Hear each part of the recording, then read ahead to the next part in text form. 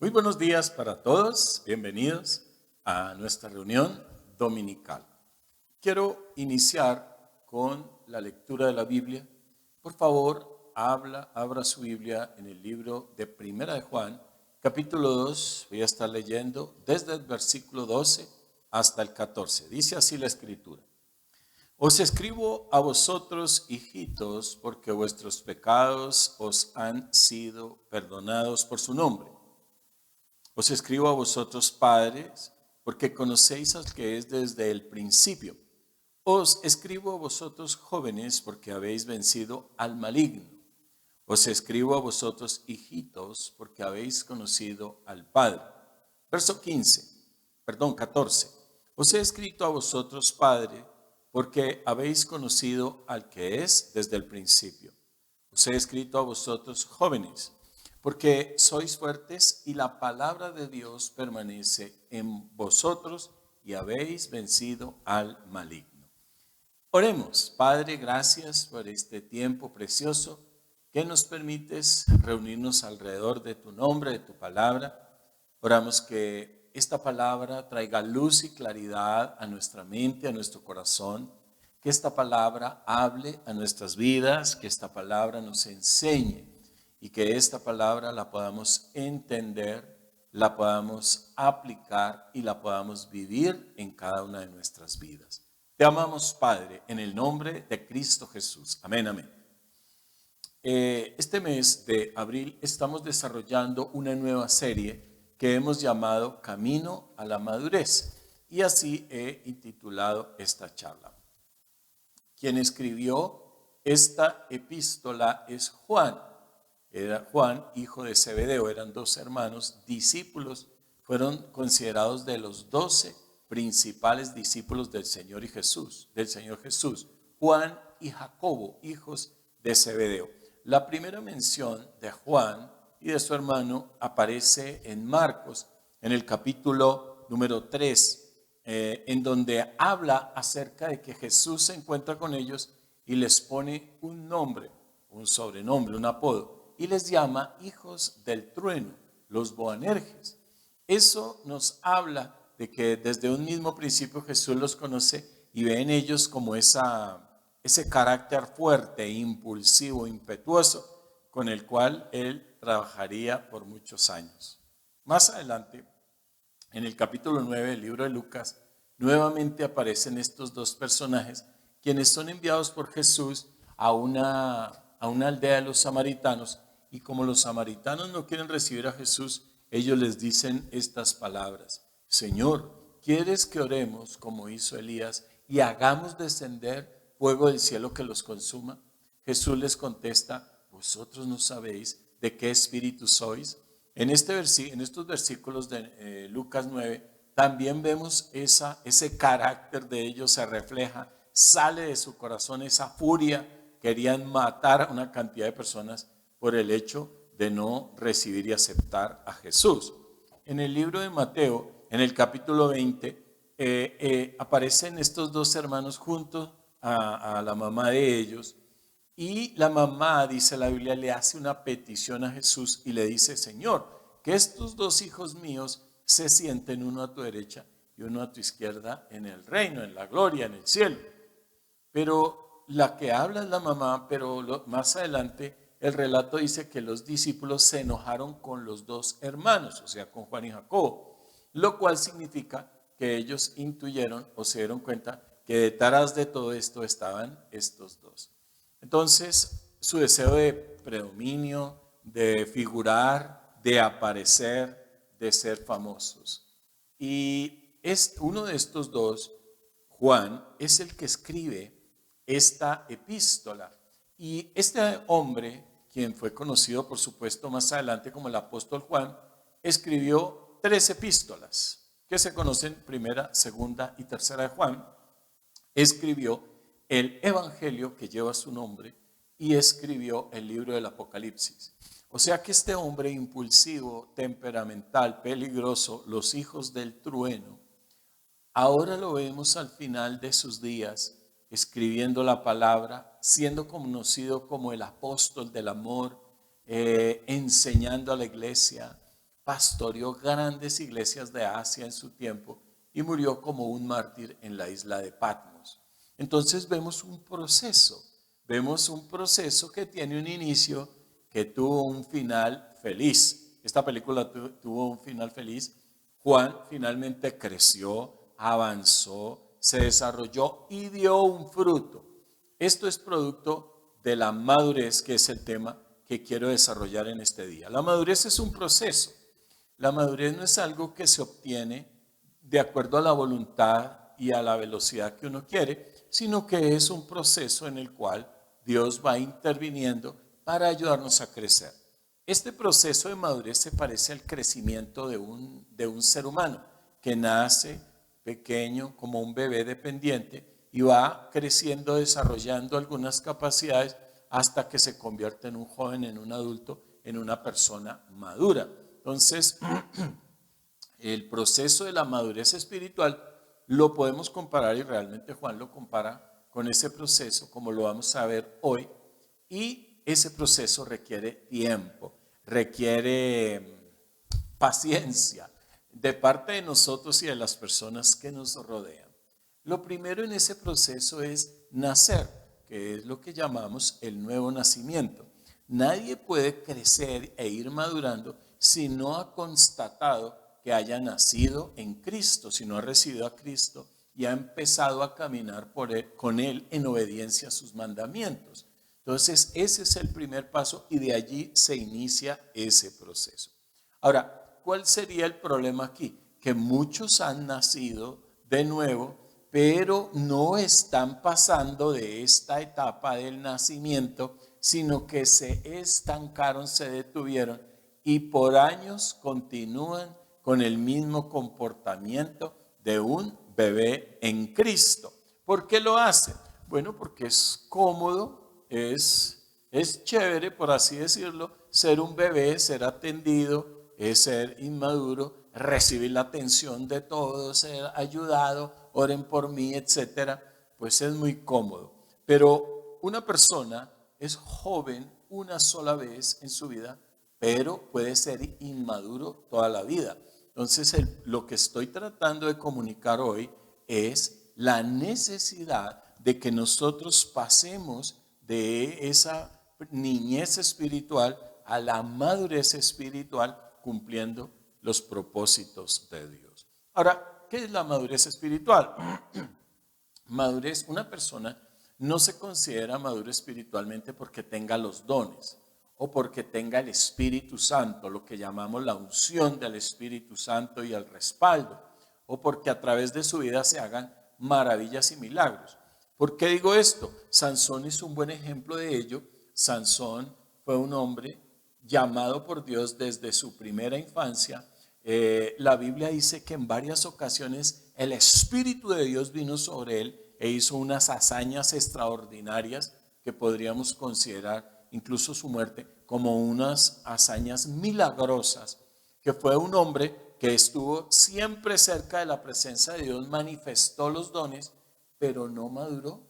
Usted puede leer en el libro de Jueces, desde el capítulo 13 al capítulo 15, la historia de Sansón, y puede ver que este hombre hubo cosas que nunca superó en su vida, y que esas cosas justamente fueron la inmadurez en sus sentimientos, sus problemas sexuales, su desobediencia, fueron los que al final destruyeron su vida y su propósito.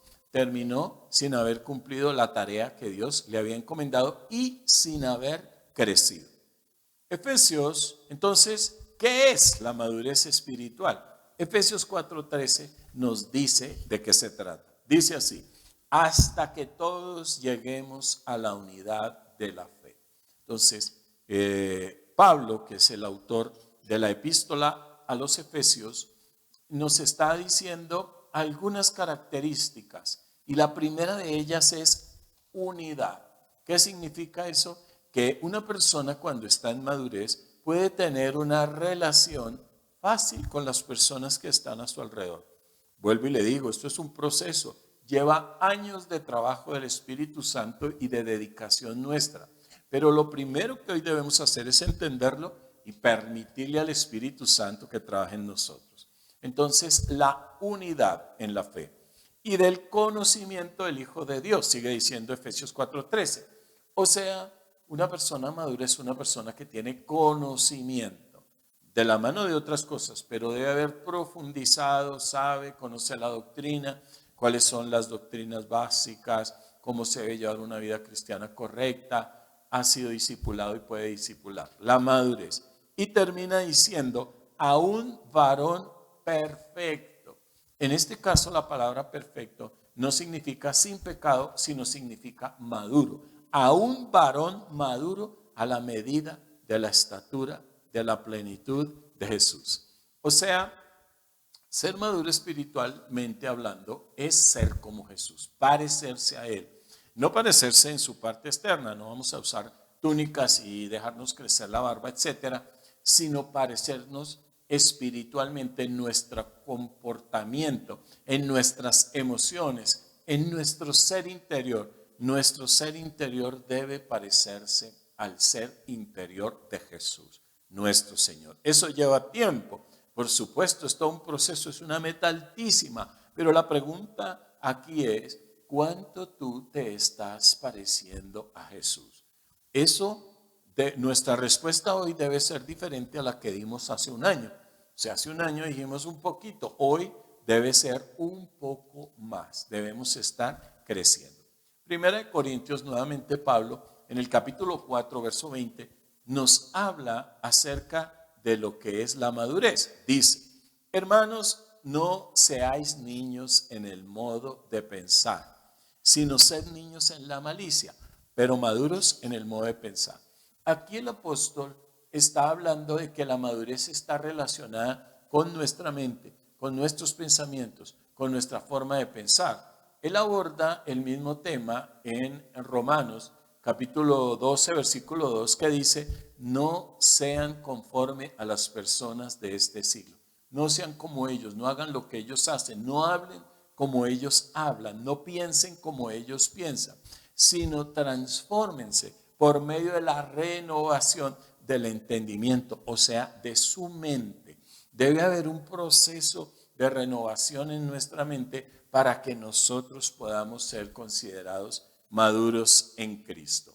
Hebreos 5:14, también el escritor a los hebreos nos habla acerca de las características de una persona madura en Cristo. Dice, pero el alimento sólido es para los que han alcanzado madurez, para los que por el uso, o sea, por el hábito, eso me habla de continua disciplina, permanencia a través de los años, tienen los sentidos ejercitados en el discernimiento del bien y del mal.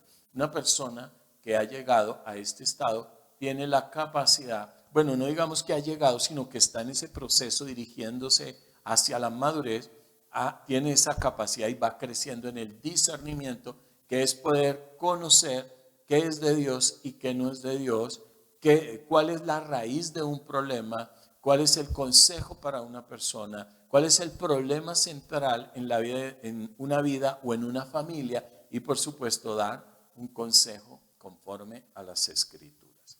Entonces, eso es la madurez. Bueno, abarca otras cosas, solamente seleccioné estos versículos que nos ayudan a entender de qué estoy hablando. No es la santificación solamente, no es tener los dones, porque hoy vemos muchas personas que manejan los dones, pero la madurez, los dones vienen como consecuencia de la misericordia de Dios y son unas herramientas que Dios nos da para edificar la iglesia, pero muchas veces no son signo de que una persona haya madurado. En estos versículos que leí de Primera de Juan 2:12 al 14, el apóstol Juan, del cual hablé al principio, nos está dando como 3 estados, no digamos que sean los únicos o que esto sea una regla rigurosa, pero él nos habla de 3 personajes, le habla a 3 personas que son como 3 niveles en ese proceso de crecimiento. El primer nivel al cual me refiero y se refiere él, les llama hijitos. Vea lo que dice el verso 12. Os escribo a vosotros, hijitos, porque vuestros pecados os han sido perdonados por su nombre. Entonces, en esta primera etapa está hablando a los recién nacidos, a los bebés en Cristo.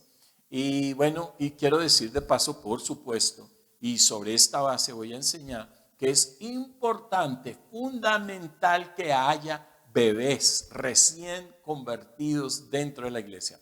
Ellos son los que traen la vida, porque ellos son la semilla de la futura generación. Nuestras iglesias deben estar llenos de bebés en Cristo. También por eso deben estar llenos de mamás y de papás en Cristo que puedan ayudar a cuidar y hacer crecer esos bebés. Pero ellos traen alegría y la iglesia desea que hayan bebés, así como una pareja que ha madurado desea tener hijos y después desea tener nietos. ¡Qué alegría! ¡Qué bueno que seas un bebé en Cristo! La niñez en Cristo es maravillosa. Lo que dice este verso que acabé de leer es: porque vuestros pecados os han sido perdonados. ¿Qué significa eso? Es la época del arrepentimiento. Aunque el arrepentimiento nunca termina, pero empieza a experimentar arrepentimiento y el perdón de Dios, la misericordia, la bondad de Dios. Empieza a experimentar, descarga su corazón, el gozo, la alegría de recibir, anhela ir a la iglesia, está leyendo la palabra, está recibiendo. Eso hace un bebé, recibir, no más. Él no hace ninguna otra cosa. Por eso debo decir que los bebés, pues ellos no son productivos en el sentido espiritual para la iglesia, sino que son dependientes. Ellos solo reciben. Así son los bebés. Podríamos decir que a veces son como groseros, son intemperantes, impulsivos y hacen muchas cosas que no deberían hacer y como que no tienen esa conciencia despierta, no tienen consideración, nada. Solo ellos quieren recibir, todo es hacia ellos. Y bueno, esa es una etapa, es correcta, así debe ser y me alegro por eso. Sin embargo, quiero decirle que hay una niñez legítima, pero no es legítimo pretender ser niños toda la vida. Entonces, ahí está la clave. Claro, hay un tiempo en que somos niños. Hebreos 5:12, el autor está hablándole a la iglesia y le dice lo siguiente: porque debiendo ser ya maestros. Entonces, ¿de qué está hablando el apóstol? ¿De qué está hablando el escritor a los hebreos? Les está diciendo, ustedes ya no deberían ser niños. Está hablando de un desarrollo detenido. Porque debiendo ser ya maestros, después de tanto tiempo, recuerde que la madurez está ligada, unida al tiempo, pero a cierto tiempo. No nos podemos quedar siempre como niños, ¿sí? Sin desear crecer, sin estarnos desarrollando. Después de tanto tiempo, tenéis necesidad de que se os vuelva a enseñar cuáles son los primeros rudimentos de la palabra de Dios, y habéis llegado a ser tales que tenéis necesidad de leche y no de alimento sólido. Verso 13. Todo aquel que participa de la leche es inexperto en la palabra de justicia porque es niño. Entonces, sí, el apóstol, el escritor a los hebreos le está hablando a unos bebés en Cristo, a unos niños, pero les está diciendo, ustedes ya deberían estar creciendo, ya deberían haber crecido porque ha pasado mucho tiempo. ¿Cuánto tiempo llevas tú en la iglesia? ¿Cuánto tiempo llevas tú de conocer al Señor? Y desde ese momento, ¿qué tanto has avanzado? ¿Aún sigues con comportamientos de niño? Mire, quiero ponerle un ejemplo. Esta semana, tuvimos la oportunidad de compartir con una persona y en algunos momentos en que hablaba mi esposa y decíamos algunas cosas, pero en algunos momentos esta persona se volteaba a mi esposa y le decía las siguientes palabras: ¿será que Dios me puede perdonar? ¿Será que Dios sí me recibe en el cielo? Esas son las incógnitas que tiene una persona recién convertida. que no tiene la seguridad de la salvación, que todavía no tiene el conocimiento bíblico. Pero quiero decirle, esta persona de la cual estoy hablando tiene 40 años en la iglesia, dicho por ella misma. Entonces es preocupante que no haya salido de esas primeras cosas de las cuales uno debería salir. Recuerdo haber escuchado un testimonio de un pastor norteamericano llamado Adrian Rogers, y él dice que estando en un aeropuerto en los Estados Unidos se encontró con una discípula de su iglesia y ella lo saludó y pastor, yo asisto a su iglesia, llevo varios años de conocer al Señor y quiero decirle que el fin de semana anterior me invitaron a visitar una iglesia de los mormones. Ay, una iglesia preciosa. Usted hubiera visto la decoración, los acabados, la música, los vestidos de las personas. Qué lindo. Y él se quedó asombrado de que una persona que ha conocido al Señor todavía se deje desviar por una doctrina de error, todavía se deje llevar por las luces, los colores, la belleza externa, sin discernir que es una doctrina equivocada.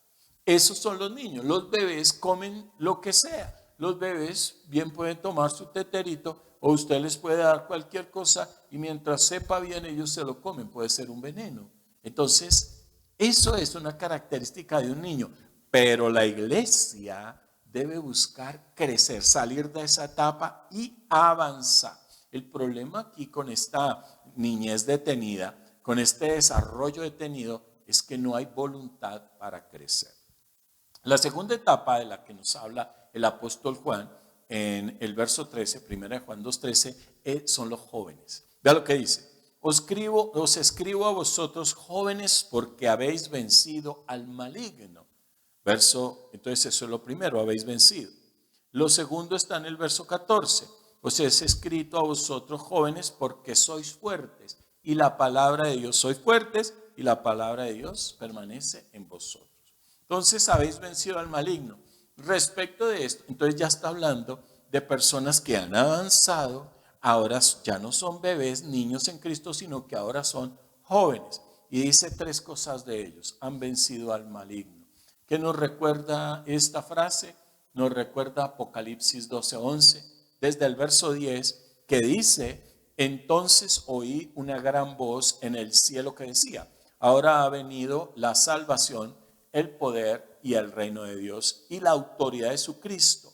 Entonces, cuando va a hablar de esas personas que han vencido al maligno, dice que tienen autoridad. ¿Qué significa eso? Que conocen la palabra, que tienen cierto conocimiento, de pronto no son expertos teólogos, pero ya tienen conocimiento, tienen bases bíblicas, han estudiado, han profundizado, ya saben cómo enfrentar al maligno. Aquí la pregunta no es si has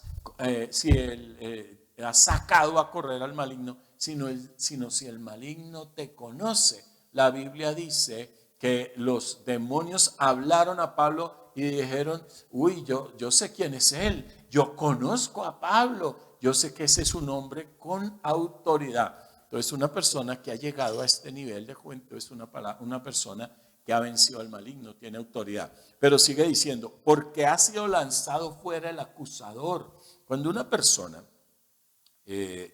ha llegado a esta etapa de la juventud en Cristo, es una persona que ha echado fuera al acusador. ¿Qué significa eso? Que ya no se deja acusar y condenar, que ha sacado la culpa de su vida, que ya no está pensando en los pecados que cometió hace un año, hace 10 años, ya no vive en ese pasado, sino sabe que ha sido perdonado, que quebrantó el dedo acusador del enemigo. Esa es una característica de los jóvenes. Y tercero, pues ellos, sigue diciendo el verso 11, y ellos le han vencido. La segunda cosa que dice de los jóvenes es que son fuertes, o sea, son fuertes tanto para el trabajo como para la guerra. Tienen vigor, fortaleza, estabilidad, son guerreros. Santiago 4:7 habla de los guerreros, dice: someteos pues a Dios, resistid al diablo y huirá de vosotros. Entonces, estos jóvenes guerreros fuertes, poderosos, victoriosos, se han sometido a Dios. Esta es una etapa en la cual nosotros hemos aprendido la obediencia. Un joven en Cristo es una persona que obedece. Los niños no, esos son desobedientes, hacen pataleta, gritan, lloran, pero los jóvenes en Cristo ya obedecen. Dicen, resisten al diablo, o sea, vencen la tentación y sacan a correr al enemigo. ¿Somos conquistadores o conquistados? Y también la palabra de Dios, que es lo que dice, de lo tercero que dicen los jóvenes, la palabra de Dios permanece en ellos. Juan 8:31, que son palabras de la boca del Señor Jesucristo, dice, dijo entonces Jesús a los judíos que habían creído en él, si vosotros permaneciereis en mi palabra, de eso está hablando Juan, permanecer en Dios, permanecer en la palabra, permanecer en el propósito, estabilidad. Si vosotros permaneciereis en mis palabras, vosotros seréis verdaderamente mis discípulos. Cuando una persona ya está en esta etapa, es un discípulo. O sea, está siendo formado, le gusta, sabe que debe asistir, crecer, sueña con graduarse, con tener el conocimiento y con aplicarlo de manera práctica. Conoceréis la verdad, tiene discernimiento y la verdad os hace libres. Empieza a experimentar la libertad gloriosa de los hijos de Dios. El tercer nombre que utiliza Juan para hablar de la madurez espiritual es padres. Verso 13, primera de Juan 2:13 dice, os escribo a vosotros padres porque conocéis al que es desde el principio. Entonces, cuando nos hablan a nosotros de padres, significa que ya tienen hijos. El tercer nivel es la paternidad. Cuando una persona ya tiene descendencia y sueña con tener generaciones.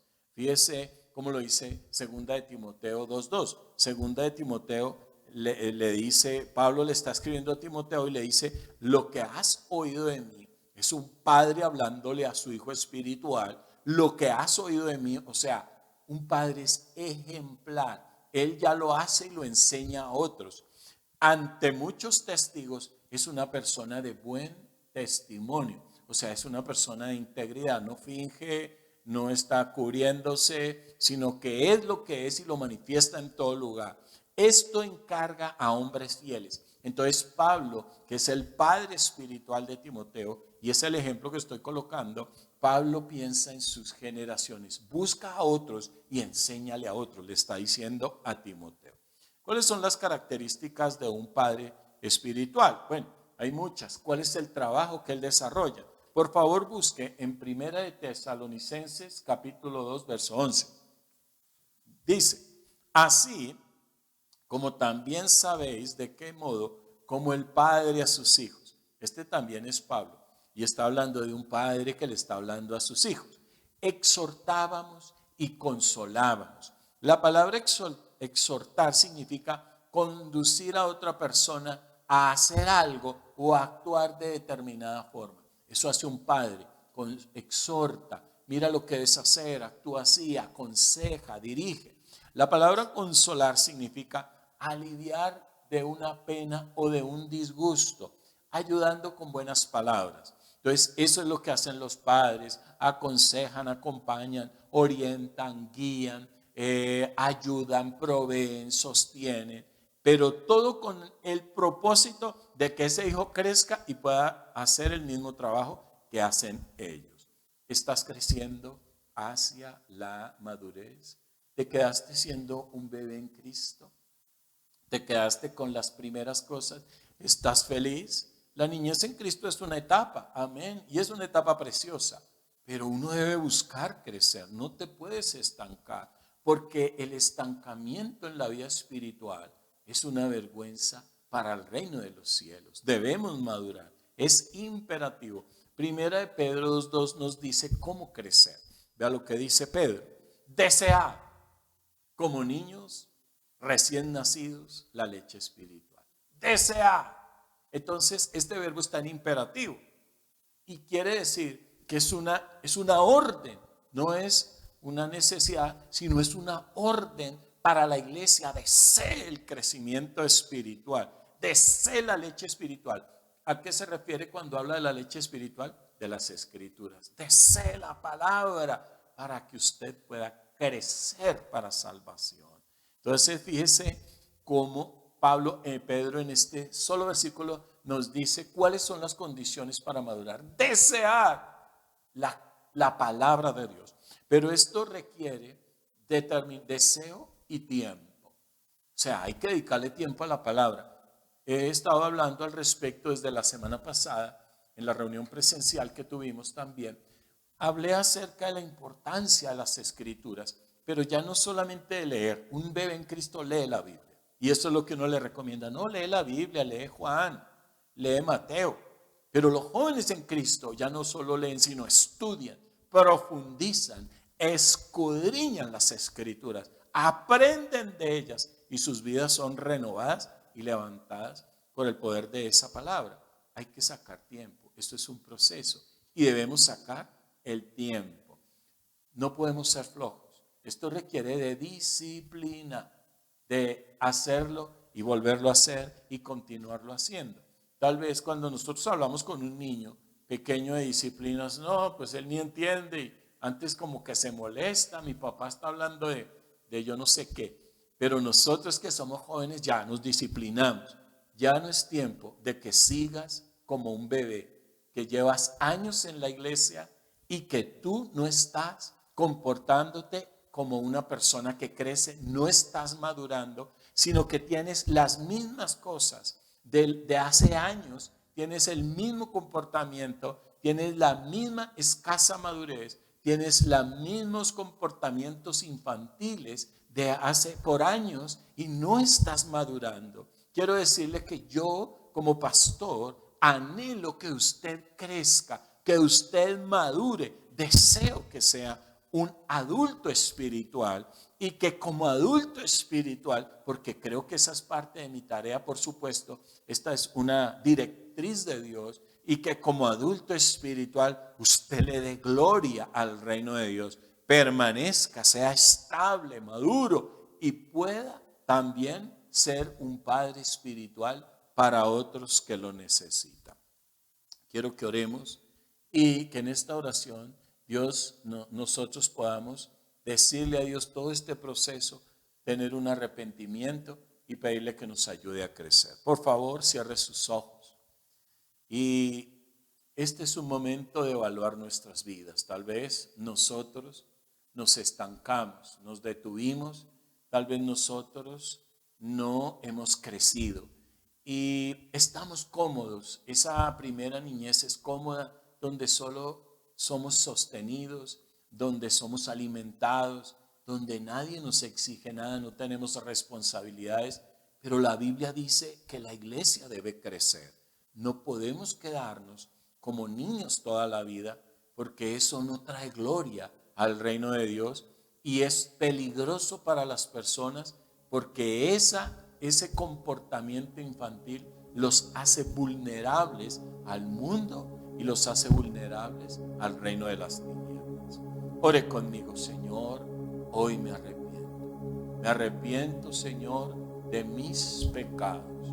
Hoy reconozco que yo necesito un Salvador.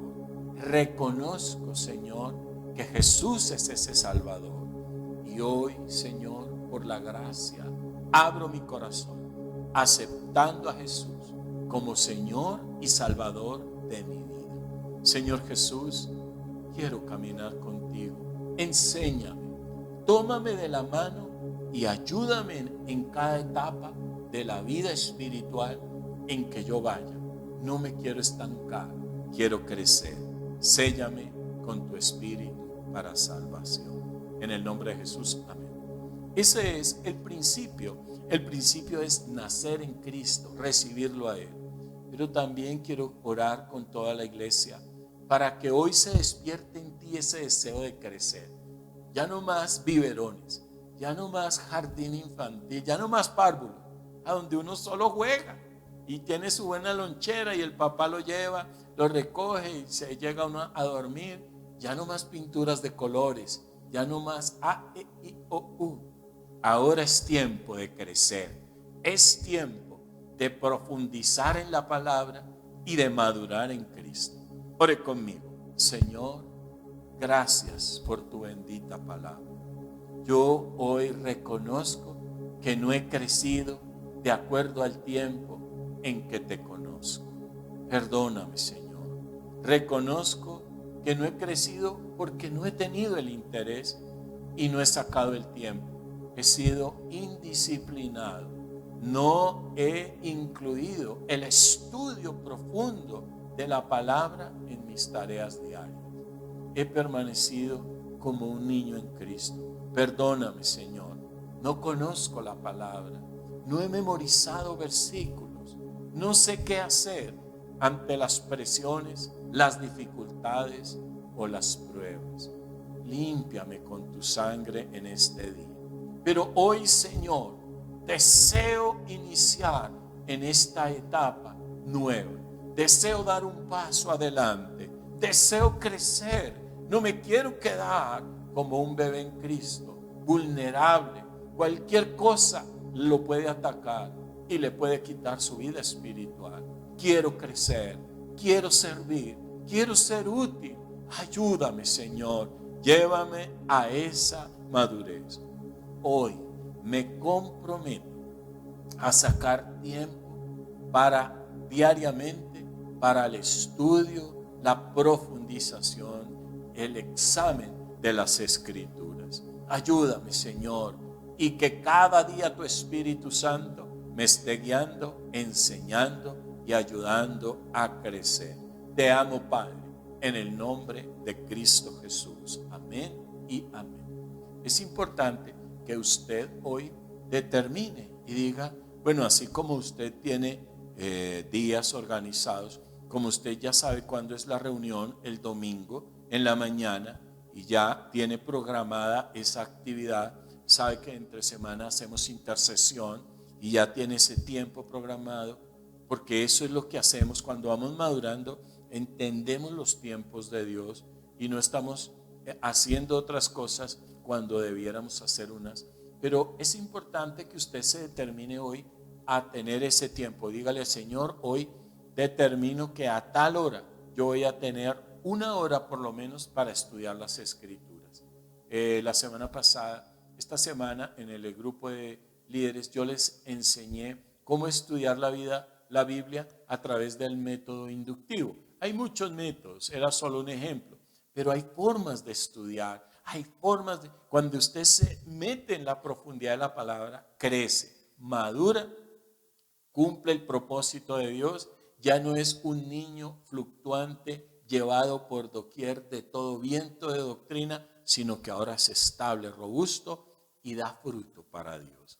Le animo a que desde hoy proponga sacar ese tiempo y se sumerja en las Escrituras para crecer y madurar.